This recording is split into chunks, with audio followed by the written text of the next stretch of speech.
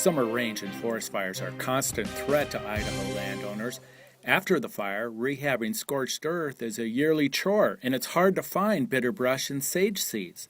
But there's a place you can go to buy seedlings. We're a U.S. Forest Service nursery, and we produce tree seedlings for reforestation on public lands. And anytime we have seedlings left over, surplus to the needs of our customers, we can make those seedlings available to the general public. And it depends upon the year what species we have available, but it could be, any of the species we have available year in, year out: sagebrush, bitterbrush, larch, Doug fir, ponderosa pine.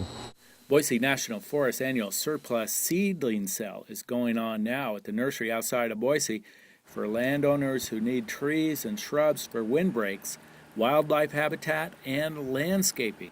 We do it because it enhances our bottom line a little bit, but mostly we do it out of customer service and goodwill for the public, because the sources that we are producing are the seed sources that are local to the area. And you're right, the sagebrush and bitterbrush people can't get. It's a local seed source, should survive, should tolerate the extremes and do real well. Same with the ponderosa pine that people would want to plant. We'll get fires in the national forest that will also burn some adjacent private land, and the people will want to plant those, and the pines that we have are adapted to those areas and will do real well for them. Bitterbrush and sage are highly desirable for improving big game habitat and are attractive for landscaping.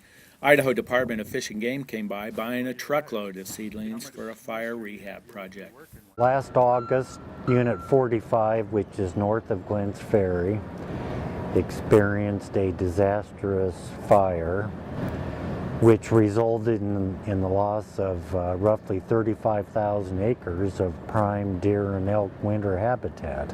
So what we're going to do starting tomorrow is plant roughly 35,000 sagebrush and bitterbrush plants in that area. The Lucky Peak Nursery is located 16 miles northeast of Boise on Highway 21.